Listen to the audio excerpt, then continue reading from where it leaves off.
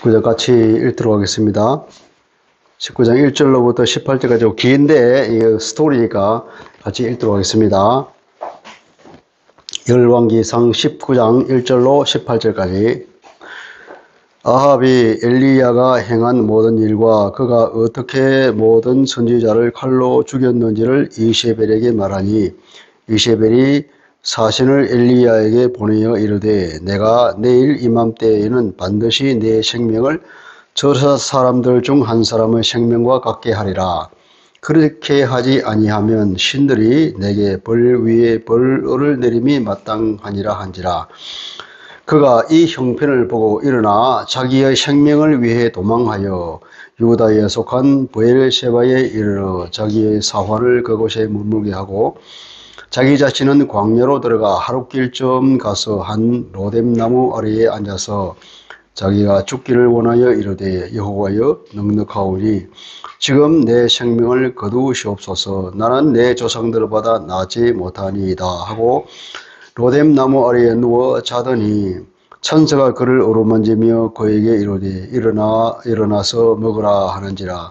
본즉 머리맡에 숯불에 구운 떡과 한 병 물이 있더라. 이에 먹고 마시고 다시 누웠더니 여호와의 천사가 또 다시 와서 어루만지며 이르되, 일어나 먹으라. 네가 갈 길을 다 가지 못할까 하노라 하는지라. 이에 일어나 먹고 마시고 그 음식물의 힘을 의지하여 40주 40야를 가서 하나님의 산 호렙에 이르니라. 엘리야가 그곳 굴에 들어가 거기서 머물더니 여호와의 말씀이 그에게 임하여 이르시되, 엘리야야, 내가 어찌하여 여기 있느냐? 그가 대답하되, 내가 만군의 하나님 여호와께 열심히 유별하오니, 이는 이스라엘 자손이 주의 언약을 버리고 주의 제단을 헐며 칼로 주의 선지자들을 죽여 섬이오며 오직 나만 남았거늘 그들이 내 생명을 찾아 빼앗으려 하나이다. 여호와께서 이르시되, 너는 나가서 여호와 앞에서 산에 서라 하시더니 여호와께서 지나가시는데 여호와 앞에 크고 강한 바람이 산을 가르고 바위를 부수나 바람 가운데에 여호와께서 계시지 아니하며, 바람 후에 지진이 있으나 지진 가운데에도 여호와께서 계시지 아니하며, 또 지진 후에 불이 있으나 불 가운데에도 여호와께서 계시지 아니하더니 불 후에 세미한 소리가 있는지라. 엘리야가 듣고 겉옷으로 얼굴을 가리고 나가 굴 어귀에 섬에 소리가 그에게 임하여 이르시되, 엘리야야, 내가 어찌하여 여기 있느냐? 그가 대답하되, 내가 만군의 하나님 여호와께 열심히 유별하오니, 이는 이스라엘 자손이 주의 언약을 버리고 주의 제단을 헐며 칼로 주의 선지자들을 죽여 섬이오며 오직 나만 남았거늘 그들이 내 생명을 찾아 빼앗으려 하나이다. 여호와께서 그에게 이르시되, 너는 네 길을 돌이켜 광야를 통하여 다메섹에 가서 이르거든 하사엘에게 기름을 부어 아람의 왕이 되게 하고, 너는 또 님시의 아들 예후에게 기름을 부어 이스라엘의 왕이 되게 하고, 또 아벨므홀라 사밧의 아들 엘리사에게 기름을 부어 너를 대신하여 선지자가 되게 하라. 하사엘의 칼을 피하는 자는 예후가 죽일 것이요 예후의 칼을 피하는 자를 엘리사가 죽이리라. 그러나 내가 이스라엘 가운데에 7,000명을 남기리니 다 바알에게 무릎을 꿇지 아니하고 다 바알에게 입맞추지 아니한 자니라. 아멘. 하나님의 말씀입니다. 우리 세상에서 열심히 사는 사람을 봅니다. 열정을 가지고 자기 확신을 가지고 사는 사람 보면 참 아름답죠. 그러나 그 자기 열심과 자기 확신에만 차서 일하는 사람들에게는 다들 지치고 낙담하게 되는 것을 보게 되죠. 그러니까 내 노력, 내 능력으로 어떤 일을 이루고자 하는 것은 많은 사람이 실패로 끝납니다. 그것은 바로 교만에 기초하기 때문에 그런 것 같아요. 예를 들자면 많은 사상가, 도덕가, 사회운동가, 교육가, 정치가들이 있죠. 사회개혁을 외치면서 각자 일을 열심으로 다 하지만 그것은 결국 이룰 수 없는 꿈이죠. 또 어떤 사람이 개인적으로 큰 사업을 일으켜 보기도 하지만 그것이 계속 항상 성공하는 것은 아니죠. 교회도 보면 자기 열심과 노력으로 교회를 일으켜 보겠다고, 교회를 부흥시켜 보겠다 열심히 하는 사람은 많은 사람이 좌절하는 것을 보게 됩니다. 그러니까 인생이라는 것은 참 뭐 딱히 뭐 안 되는 것도 없지만 그렇다고 해서 또 되는 것도 없는 것이 인생인 것 같아요. 비근한 일에 우리가 자녀 양육을 할 때도 그렇고, 부부관계를 봐도 그렇고, 모든 인간관계를 봐도 그렇습니다. 굳이 안 되는 것도 없지만 그렇다고 우리가 다 되는 것도 없는 것처럼 우리 마음대로 안 되는 것이 인생이죠. 우리는 오늘 엘리야에 관한 얘기를 읽었습니다. 엘리야는 우리가 불의 종이라고 하지요. 요 앞에는 지난번에 우리가 봤듯이 갈멜산 대결에서 크게 승리하였습니다. 그리고 3년 6개월 동안 지속되었던 가뭄을 끝내어서 그 이스라엘 사람 전역에 있는 사람들이 기쁨을 맛보게 했습니다. 그리고 백성들의 환호와 그들의 순종을 보았고, 또 바알 제사장들을 그들이 죽이는 것을 보았습니다. 그리고 이 모든 것을 지켜본 아합도 이제 엘리야의 말에 고분고분하는 것을 듣게 되죠. 이제는 먹고 마시라 그러니까 먹고 마시고, 이제는 비가 오니까 먼저 내려가세요 그러니까 또 고분고분하게 내려가는 것을 보게 합니다. 완벽한 여호와의 승리였습니다. 이제는 엘리야가 무엇을 기대할까요? 그런데 뜻밖의 반전이 생기죠. 아합이 그 모든 것을 자세하게 이세벨에게 보고를 했더니 그 아내에게 얘기를 했다 그러는데 사실은 보고와 비슷한 것 같아요. 아마 이 실권자가 아합이 아니라 이세벨인 것 같아요. 얘기를 하니까 우리는 기대하기를 이제 그 말을 들은 이세벨이 공포에 질려서 이제 여호와 하나님 앞에 엎드릴 줄 알았는데 전혀 다른 반응을 보이는 걸 봅니다. 내가 엘리야를 반드시 죽이겠다 하는 거죠. 이 전후사후의 얘기를 듣고는 엘리야가 공포에 질립니다. 살려고 도망쳤죠. 3절에 보니까 그가 이 형편을 보고 일어나 자기의 생명을 위하여 도망하였다. 그렇게 되죠. 어디까지 도망갔느냐? 저기 유다 끝자락 남쪽 끝에 있는 브엘세바 남쪽은 이제 네게브 사막 지역이죠. 그 거리는 무려 140km가 넘는다 그럽니다. 그 140km가 넘는 거리를 한 달에 도망쳐서 내려왔죠. 그리고 이제 광야로 하룻길을 더 들어갑니다. 자기를 데려왔던 사원을 거기 두고 더 들어가서 이제 로뎀나무 아래에 주저앉았죠. 그래서 거기서 보니까 죽기를 원하여 이르렀다. 그래서 사절에 보니까 죽기를 원하여 이르되 여호와여 넉넉하오니 지금 내 생명을 거두시옵소서. 나는 내 조상들보다 낫지 못하니이다. 자기도 하나의 평범한 인간일 뿐임을 알고 그렇게 말하고 있는 걸 보게 됩니다. 얼마나 엘리야가 낙심하고 얼마나 엘리야가 혼란 속에 빠졌는지 모릅니다. 왜 엘리야가 광야로 들어갔을까요? 광야는 정말 아무것도 없잖아요. 사람의 손으로 만든 것은 아무것도 없고 사람이 살아갈 수도 없는 그런 곳인데, 거기서는 우리가 흔히 말하듯 여호와 하나님만 대면하는 곳이죠.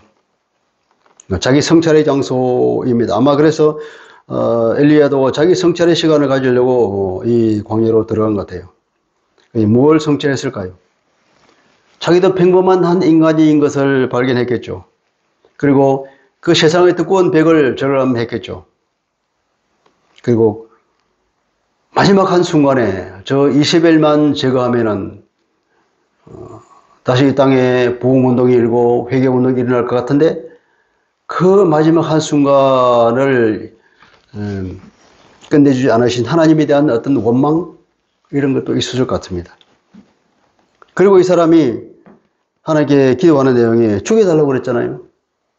이거 참 모순인 것이, 살려고 도망을 쳤는데 왜 하나님께 죽여달라고 그럽니까? 아마도 엘리야의 그 심리 상태를 추정해 보겠는데 하나님께 죽여달라고 하는 것은 진심이 아닌 것 같아요. 하나님께 항의하는 표시가 아닌가, 일종의 데모를 하고 있는 것 같습니다. 그런 극심한 혼란과 갈등 속에서 심신이 탈진했습니다. 그런데 이제 드디어 회개와 부흥운동이 일어날 거라고 기대했는데 전혀 뜻밖의 일어나고, 하나님께서 전혀 거기에서는 어떤 간섭을 하지 않아서 그냥 이대로 일이 끝나는 것처럼 보이니까 참 그가 안타까워하고 마음에 혼란이 생겼을 것입니다. 근데 이때도 여전히 하나님은 엘리야에게 따뜻한 손길을 내보내죠. 5절에 보니까 로뎀 나무 아래에 누워서 자더니 천사가 그를 어루만지며 그에게 이르되 일어나 먹어라 하는지라. 천사가 일어나서 그를 어루만졌다 그랬습니다. 근데 우리가 생략 땡겼는데 우물이 보면은 이런 말입니다. 그런데 보라 하는 거죠. 우리가 오늘 읽은 이 본문에 그런데 보라 하는 말이 여러 군데 나옵니다. 6절에 나오고 9절에도 나오고 11절에 나오고 13절에도 반복해서 그런데 보라, 그런데 이것을 보라. 깜짝깜짝 놀라는 사건이 계속해서 일어난다고 하는 것을 독자들에게 관심을 유도하고 있습니다. 로뎀나무 아래에 자는데 그런데 보라. 무슨 말입니까? 천사가 나타나서 그를 어루만지며 깨웠다 이 말입니다. 그를 어루만지며 했는데 이것은 좀 고한 번역이고 너무 하나님의 사랑한다는 말을 강조하기 위해서 어루만졌다 그러는데 이제 그에게 손을 대며 이런 뜻이에요. 그러니까 깨웠다는 거죠. 깨워야 먹을 거 아닙니까? 그러니까 천사가 와서 조용하게 살짝 흔들어서 깨웠다는 것입니다. 흔들어서 깨워서 말합니다. 일어나 먹어라. 일어나서 보니까 숯불에 구운 떡과 물 한 병이 있더라 그럽니다. 그 옛날에 그쪽 지방에서는 목동들이 밖에서 떡을 먹을 때는 불을 붙여서 돌을 뜨겁게 달군다 그럽니다. 돌을 뜨겁게 달구어서 그 돌 위에다가 반죽을 얹어서 과자를 해 먹는 거죠. 그러니까 영어로 이것은 이제 브레드 케이크라 이렇게 번역을 했습니다. 이건 그냥 빵도 아니고 케이크도 아니고 과자 비슷한 거죠. 뜨거운 돌 위에다가 구운 거니까. 그것을 먹으라는 거죠. 먹고 또 돌아서서 잤습니다. 얼마나 몸이 심신이 탈진이 되었으면 그냥 또 골아 떨어진 것 같습니다. 또 두 번째 7절에 또 말하죠. 여호와의 천사가 다시 와서 어루만지며 이르되 일어나 먹어라. 네가 갈 길을 다 가지 못할까 하노라 하는지라. 이게 일어나 먹어라. 한번 원문에 보면 왜냐하면 이런 말이 빠졌습니다. 왜냐하면 네가 갈 길을 다 가지 못할까 하노라. 원래 의미는 왜냐하면 그 길이 너보다 더 크기 때문이다. 일어나 먹어라. 왜냐하면 그 길이 너보다 더 크기 때문이다. 네가 가야 할 그 사명의 길이 네가 감당하기에 벅찬 길이다 이 말이에요. 네가 앞으로 감당해야 될 그 사명의 길이 네가 감당하기 벅차니까 빨리 먹고 힘을 차려서 열심히 힘있게 추진해 나가라는 거죠. 하나님의 의도는 뭘까요? 그 길이라고 하는 것은 무슨 길일까요? 호렙산에 올라가는 길일까요? 기운을 차리고 다시 사역지로 복귀하라는 그런 뜻으로 봐야 될 것입니다. 그 사명의 길이 너에게 벅차기 때문에 얼른 먹고 기운을 차리고 다시 돌아가라 하는 거로 봐야죠. 호렙산으로 가라는 얘기 아닙니다. 근데 엘리야는 기운을 차리고 왜 무엇을 했냐면 40일 금식 기도를 한 것입니다. 8절 볼까요? 이에 일어나 먹고 마시고 그 음식물의 힘을 의지하여 40주 40야를 가서 그러니까 이 음식물에 의지하여서 40주 40야를 걸었다는 겁니다. 다른 음식물이 아니라 오늘 원문에 보면 바로 그 음식물의 힘을 의지하여 바로 그 음식물의 생기로서 이 말이에요. 바로 그 음식물이 주는 그 생기를 가지고 40주 40야를 걸어갔다 이 말이에요. 어디로 걸어갔습니까? 하나님의 산 호렙에까지 걸어갔습니다. 그러니까 호렙산에 이르기까지는 다른 것을 먹지 않았다는 것이죠. 그런데 우리가 파악한 것은 브엘세바에서 호렙까지는 약 350km 정도 되는 길이라고 합니다. 그런데 그 길은 우리가 부지런히 그러면 하루에 한 30에서 50km 정도 걷는다 그러면 10일쯤 되는 길이죠. 신명기 1장 2절입니다. 호렙산에서 세일산을 지나 가데스 바니아까지 10하루 길이었더라 그랬습니다. 그러니까 세일산을 지나가는 건데 세일산길로 길이 이러겠잖아요. 우리가 경부선을 타면은 서울서 부산까지 경부선으로 부산까지 4시간이다. 뭐 이렇게 얘기하죠. 그렇듯이 호렙산에서 세일 산길로 가데스 바네아까지 가기는 10하루길이었다. 이게 신명기 1장 2절이에요. 이렇게 열흘이나 10하루면 갈 수 있는 길이죠. 이 길을 40일에 걸쳐서 갔다는 겁니다. 얼마나 천천히 걸어갔겠습니까? 금식하며 갔으니까 기운이 없어서 그렇겠죠. 그죠? 그러면서 40일이 걸렸으니까 얼마나 많은 생각을 했으며 얼마나 많은 기도를 했겠습니까? 미처 우리가 짐작할 수 있겠죠. 근데 우리가 생각해 볼 것은, 근데 왜 엘리야가 호렙산을 찾았을까요? 왜 엘리야가 호렙산을 갔을까?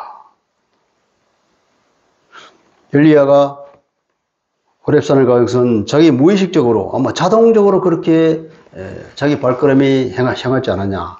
심신이 탈진해서 혼란스러워서 어찌할 바를 모를 때 그는 하나님의 임재를 본능적으로 찾았을 것입니다.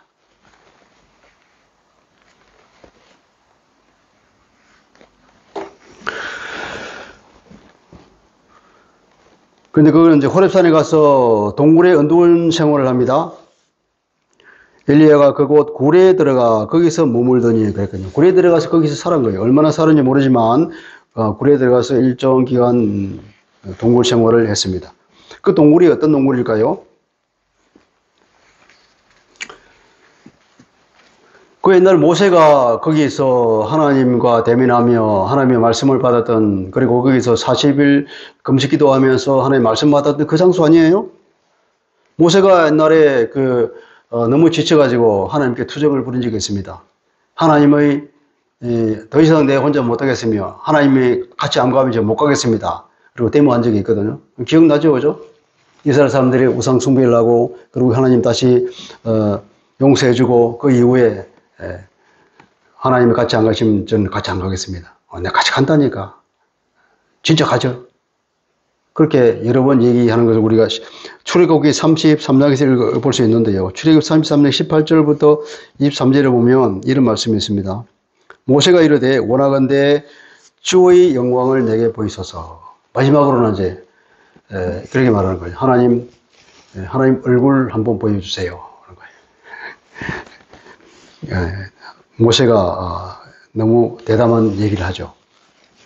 그러니까 여호와께서 이르시되 내가 내 모든 선한 것을 네 앞으로 지나가게 하고 여호와의 이름을 네 앞에 선포하리라. 나는 은혜 베풀 자에게 은혜를 베풀고 긍휼히 여길 자에게 긍휼을 베푸느니라. 또 이르시되 네가 내 얼굴을 보지 못하리니 나를 보고 살 자가 없음이니라. 여호와께서 또 이르시되 보라 내 곁에 한 장소가 있으니 너는 그 반석 위에 서라. 내 영광이 지나갈 때에 내가 너를 반석 틈에 두고 내가 지나도록 내 손으로 너를 덮었다가 손을 거두리니 네가 내 등을 볼 것이요 얼굴을 보지 못하리라. 모세는 하나님의 등을 보았습니다. 모세가 그때 어디 있을까요? 바위 틈에 있었죠. 이게 굴이라 그랬는데 굴이라기보다는 바위 틈일 것입니다. 모세가 그 바위 틈에서 하나님의 등을 보았던 그 장소. 엘리야는 그 장소 맞는지 모르지만 어쨌든 그 바위 틈으로 들어가서 있었죠.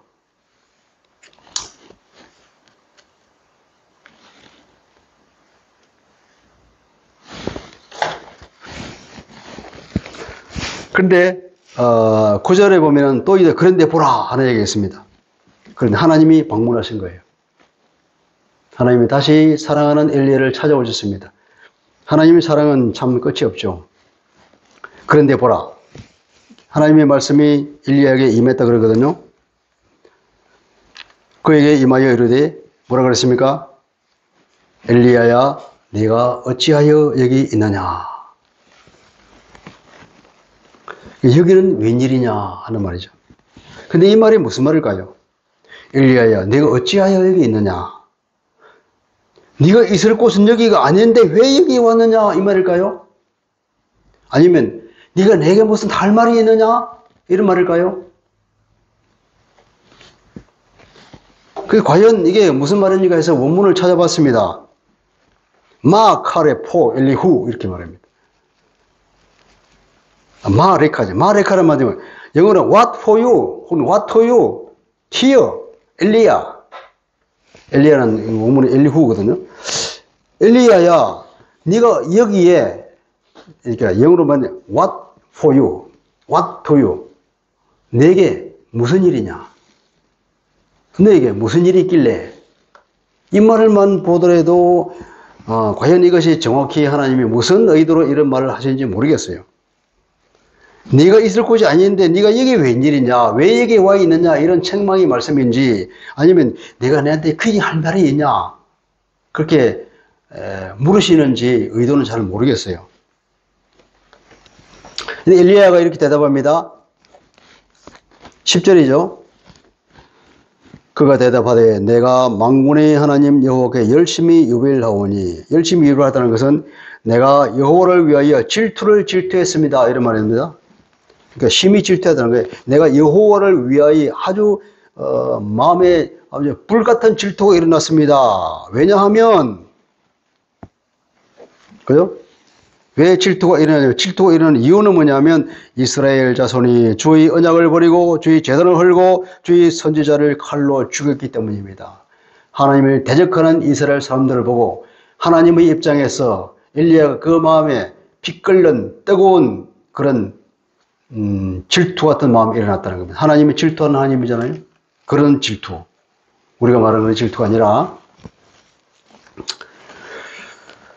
이런 질투가 민수기 25장에 되어 있는데요. 비느하스가 하나님에 대한 질투를 했다고 합니다. 이스라엘 사람들이 성경으로 타락한 것을 보고 비느하스가 너무 화가 난 다음에 어떤 여자와 어떤 텐트에서 그 짓을 하고 있는 걸 보고 비느하스가 찾아가서 그 창으로 그 남녀를 한목에 찔러서 죽였습니다. 그렇게 해서 하나님의 마음을 기쁘게 했다고 합니다. 그래서 그 얘기를 말하기를 민수기 25장 13절은 비느하스가 거의 하나님을 위하여 질투하였다, 그렇게 표현하고 있습니다. 나만 남았는데 내 생명조차도 취하려고 합니다. 이 엘리야의 대답의 의미는 나는 정말로 열심히 했습니다. 하나님이 시킨다 목숨 걸고 일을 열심히 했는데요. 그러나 지금 결과는 상대의 박해로 내가 죽을 위기에 처해 있습니다, 그 말이죠. 하나님 세미한 음성이 들렸다 그러죠. 세미한 음성은 원문에 의하면 아주 가나다란, 그죠? 아주 작은 침묵의 소리라고 합니다. 정적의 소리, 고요의 소리.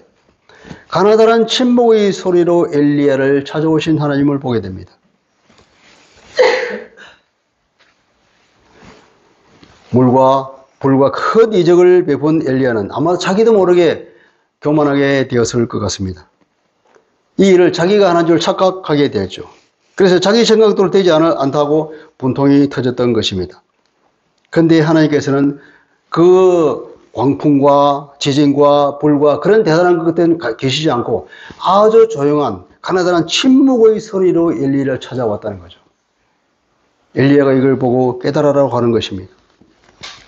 그러니까 불과 물과 큰 이적을 통해서는 이런 것으로선 사명을 완성하지 못한다는 거죠. 하나님께서 전혀 다른 방법을 쓰겠다는 암시인 것 같습니다. 그제서야 엘리야는 굴을 나옵니다. 13절을 볼까요? 엘리야가 그 미세한 소리를 듣고 겉옷으로 얼굴을 가리고 나가서 굴 어귀에 섰다. 여기도 번역이 생략이 있는데 뭐냐면 그리고 이런 일이 있었다는 거예요. 드디어 이런 일이 있었다는 거죠. 무슨 일이 있었냐 하면 엘리야가 겉옷으로 얼굴을 가리고 나가서 굴 어귀에 섰을 때에 뭐냐면 하나님의 음성이 다시 들려있다는 겁니다. 똑같은 음성이에요. 엘리야야, 네가 어찌하여 여기 있느냐. 구절도 있었던 말씀이잖아요. 그런데 엘리야는 14절에 보면 똑같은 대답을 합니다. 10절에 쓰면. 내가 열심히 특심한데요.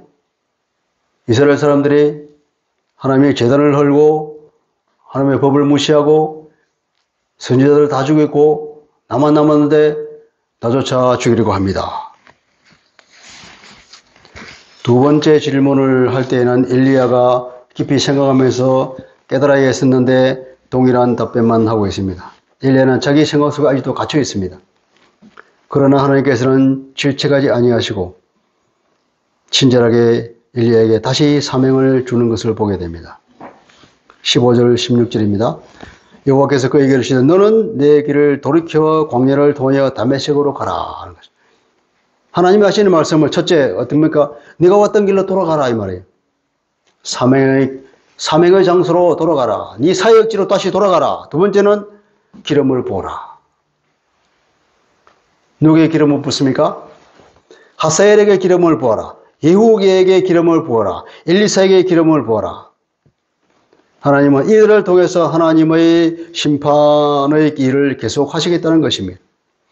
하나님의 일은 계속 진행되는 것입니다. 하나님의 구원 계획은 하나님이 이루시는 것이고 차근차근 하나님의 뜻과 하나님의 방법과 하나님의 시간에 하나씩 진행해 나갑니다. 결코 중단이 없습니다. 엘리야는 한 방에 끝내려고 했지만 하나님은 그렇지 않으셨습니다. 차근차근 새로이 하사엘을 세우고 예후를 세우고 엘리사를 세워서 다시금 하나님의 일을 진행해 나가는 걸 보게 됩니다. 그리고 하나님께서 다시 보너스로 위로까지 주죠. 18절에 이렇게 말합니다. 바알에게 무릎 꿇지 않는 7,000명 제자를 남겼다. 그러나 내가 이스라엘에 7,000명을 남겼다. 바알에게 무릎 꿇지 않는 모든 무릎들과 바알에게 입 맞추지 않는 모든 입들 이렇게 말하고 있습니다. 절대로 바알에게는 무릎을 꿇지 않고 입 맞추지 않는 그런 7,000명을 남겨뒀다는 그런 말씀을 함으로써 엘리야가 힘을 얻었죠. 자, 이 이야기에서 우리는 무엇을 봅니까?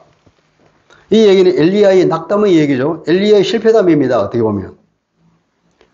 하나님의 일을 힘과 능력으로만 자기 생각대로만 하려고 하다가 우리가 낙담에 빠지고 심한 심적인 혼란에 빠진 엘리야 이야기를 우리가 읽은 것입니다. 그렇지만 하나님께서는 끝까지 그러한 엘리야에게도 찾아오셔서 격려와 위로와 새로운 사명으로 엘리야를 일으키시는 하나님의 그 끝없는 사랑을 보게 되죠. 하나님의 사랑 우리가 영어로 unfailing love라고 그러잖아요. 끈질긴 사랑이에요. 실패하지 않는 사랑. 어떠한 경우에도 반드시 그 사랑을 통해서 하나님께서 하시고자 하는 일을 하고야만 한. 어떠한 경우에도 하나님께서 한번 점 찍은 사람은 어디에 있든지 간에 끝까지 찾아가서 격려하고 위로하고 이끌어서 데리고 나와서 하나님의 일을 시키시는 분 하나님. 예수님의 사랑도 그렇잖아요. 자기 제자를 사랑하시되 끝까지 사랑하시니라. 요한복음 13장 1절 그렇습니다. 하나님의 그런 끝없는 사랑, 실패하지 않는 사랑을 보게 되고 엘리야의 그 실패담을 보면서 우리는 배워야 할 것이 있습니다. 하나님의 방식은 물 가운데서 천둥과 지진 가운데도 임재하시지만 가나다른 침묵의 소리로 찾아오시기도 하시는 하나님입니다. 하나님은 모든 방법에 있어서 자유롭습니다. 전능하신 분이기 때문에. 그러니까 진정한 믿음이나 진정한 사역의 삶을 무엇인가 하는 것을 우리가 돌아보게 하는데 믿음에는 무엇입니까? 어떠한 것이 성령 충만한 삶일까요? 우리가 하나님의 음성을 지속적으로 들어야 됩니까? 특별한 은사가 임해야 합니까? 큰 표적을 베푸는 어떤 능력이 나타나야 하는가요? 분명한 무엇인가의 응답, 확실한 결판이 나기는 어떤 것을 우리는 보고 싶어 하죠. 특별히 우리가 고통 가운데 있을 때, 답답할 때, 어떤 문제가 해결되지 않을 때, 오래 끌 때. 그러나 주님께서는 그렇게 말씀하세요. 일상의 삶을 살아라 하는 것입니다. 일상에서 놓치지 않는 믿음, 일상에서 드리는 기도, 일상에서 하는 예배, 그런 일상의 삶을 꾸준히 살아나가는 것이야말로 올바른 진정한 믿음이요 그 사역을 삶이라는 것을 우리에게 가르쳐주고 있습니다. 세상 모든 일, 특히 하나님의 일은 내가 하는 것이 아닙니다. 내 뜻대로 되는 것도 아니고 선하신 하나님, 지혜가 많으신 하나님의 그 능력에 의지하면서 그냥 하나님의 등을 보면서 따라가야 하는 것입니다. 내가 하나님의 얼굴을 보려고 하는 것이 아니라 하나님의 등만 보면서 내 뜻대로 내 원과 내 계획과 혹은 내 의도는 오른쪽으로 갔으면 좋겠는데 하나님께 왼쪽으로 가시기도 하고 계속 갔으면 좋겠는데 하나님께 서 계시기도 하고 그냥 섰으면 좋겠는데 하나님 빨리 가시기도 하고 그런 겁니다. 우리는 언제든지 그 믿음 가운데 주님의 손길만 따라가야 되는 것입니다. 자, 이것을 우리에게 적용할 때에는 우선 우리가 자기 성찰을 해야 될 것 같습니다. 내가 하는 일이 방향이 맞는가? 내가 살아가는 이 삶이 그리스도인으로서의 삶의 방향이 올바른가 하는 걸 우리가 바라봐야 되겠죠. 바울은 이렇게 말합니다. 고린도전서 9장 26절에서 그러므로 나는 다름질하기를 향방 없는 것 같이 아니하고 싸우기를 허공을 치는 것 같이 아니하며. 뭡니까? 올바른 방향을 가면서 유효타를 날리고 있다는 겁니다. 우리 올림픽 경기를 보잖아요. 근데 태권도나 유도나 뭐 펜싱 같은 걸 보니까 점수를 따는 거더라고요. 상대방을 아주 유효하게 타격을 해서 점수를 따. 허공을 치면 아무 점수가 나지 않고는 패배하는 거죠. 유효타를 날려야 됩니다. 우리 방향이 바라야 되고, 방향이 올바라야 되고, 그리고 유효타를 날려야 됩니다. 올바른 방향이 뭘까요? 그리스도인들은 하나님의 나라를 구하는 삶이 되어야 합니다. 이 그리스도인의 사명이죠. 우리가 주님께서도 우리에게 가르쳐줄 기도를 할 때 하나님의 나라를 위해서 기도하라 그랬잖아요. 하나님의 나라. 마태복음 6장 33절입니다. 그런즉 너희는 먼저 그 나라와 그의 의를 구하라. 그리하면 이 모든 것을 너희에게 더하시리라. 그런데 우리는 보통 거꾸로 하죠. 하나님의 나라를 구하는 것은 구하기보다도 이 모든 것을 먼저 구하려고 발버둥 치다가 하나님의 나라를 잊어버리는 것이 우리의 삶의 현주소죠. 지금은 반대로 하라고 합니다. 일단 하나님의 나라를 구하는 삶을 그 방향을 맞출 때에 나머지 우리에게 필요한 것은 주님이 주신다고 했습니다. 그리스도인이라는 어떤 사람입니까? 하나님의 그 우주적 구원 계획의 실행에 초대받은 그 영광을 받은 사람입니다. 그래서 우리는 우리의 가정에서, 직장에서, 혹은 사회생활에서, 교회생활에서 각자에게 주어진 구체적인 소명이 있을 것입니다. 그 소명을 잘 해내는 것입니다. 그것은 바로 다른 얘기하면 에베소서 2장 10절처럼 우리가 선을 행하는 것입니다. 우리는 그리스도 안에서 재창조되었는데 무엇을 위해서? 선행을 위해서 창조되었다고 합니다. 그리고 하나님을 본받고 그리스도를 본받는 거라고 했습니다. 에베소서 5장 1절 2절입니다. 이것은 지극히 상식적인 삶이죠. 지극히 상식적인 삶을 살아가는 이것이야말로 지극히 정상적인 사회의 삶이요. 지극히 정상적인 믿음 생활인 것입니다. 그럼 어떻게 이런 지극히 정상적인 삶을 살아갈까요? 이적과 표적만, 힘과 능력으로만은 사람을 변화시킬 수 없지요. 사람을 변화시키고 세상을 바꾸는 일은 태산 같은 능력, 불 같은 능력으로 되는 것이 아니라 가나다란 신목의 소리 같은 복음과 사랑이죠. 성령의 인도를 따를 때만 가능하다는 것입니다. 우리 예를 들어보면 사도행전을 보면 전부 이런 얘기죠. 성령의 인도를 받아서 하나님의 놀라운 일을 하고 있는 것을 우리가 보게 됩니다. 바로 복음과 사랑의 능력입니다. 바울은 디도서 3장 4절에서 이렇게 말합니다. 우리 구주 하나님의 자비와 사람 사랑하심이 나타날 때에 우리를 구원하시되. 우리가 언제 구원받았다고요?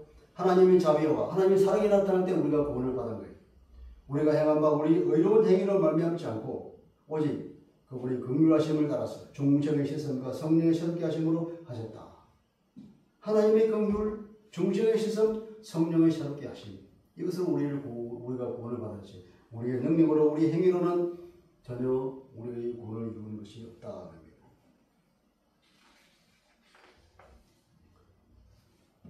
요한복음 2장 23, 4절에 보면 예수님의 행동을 보게 됩니다. 6월절에 예수께서 예루살렘에 계시니 많은 사람이 그 행하시는 표적을 보고 그 이름을 믿었으나 예수는 그 몸을 그들에게 의탁하지 아니하셨다. 왜냐하면 그들의 마음을 알기 때문에. 표적을 보고 믿는 그 믿음은 굉장히 피상적인 믿음이라는 걸 알기 때문에 주님께서는 그런 사람들을 신뢰하지 않았다는 거예요. 요한복음 12장 27절입니다. 37절입니다. 이렇게 많은 표적을 그들 앞에서 행하셨으나 그를 믿지 아니하니. 아무리 많은 표적을 행해도 사람 마음이 잘 변하지 않습니다. 그래서 우리는 믿음으로 일상의 삶에서 하나씩 한 걸음씩 전진해 나가는 것이 우리가 할 수 있는 유일한 길입니다. 그것이 가장 좋은 길입니다. 아무리 기다려도 변화가 없는 일, 아무리 기도해도 뜻대로 안 되는 일이 많죠. 얼마나 답답한 일이 많습니까? 그러나 우리가 방향이 맞다면 호시 오보르는 말이죠. 호랑이처럼 바라보고 소처럼 걸어가는 거예요. 이것은 우리 인생은 단기전이 아니라 장기전이기 때문이죠. 영적인 싸움은 장기전입니다. 한 발 한 발 나가는 것이죠. 그래서 우리에게 닥치는 일이 일희일비하지 않고, 그죠? 작은 일에 낙담하거나 실망하지 않고 하나님은 살아계신다는 그 믿음을 가지고, 그리고 또 현실을 도피하지 말아야 돼요. 현실을 도피하지 말고 현실을 직시하고 현실을 외면하지 말고 조용히 담대하게 한 발 한 발 뚫고 나가는 것입니다. 대중을 놀라게 하는 하나님의 힘과 능력을 보이는 것이 없어도 믿음 가운데서 꾸준한 신앙생활을 해나가는 것, 내게 주어진 사명을 소리 없이 천천히 쉬지 않고 해나가는 것이, 그것이 진정한 믿음이라는 얘기입니다. 그래서 우리는 내게 주어진 자리를 지키고 그 인생을 완주하는 것, 그것이 믿음입니다. 기도하겠습니다.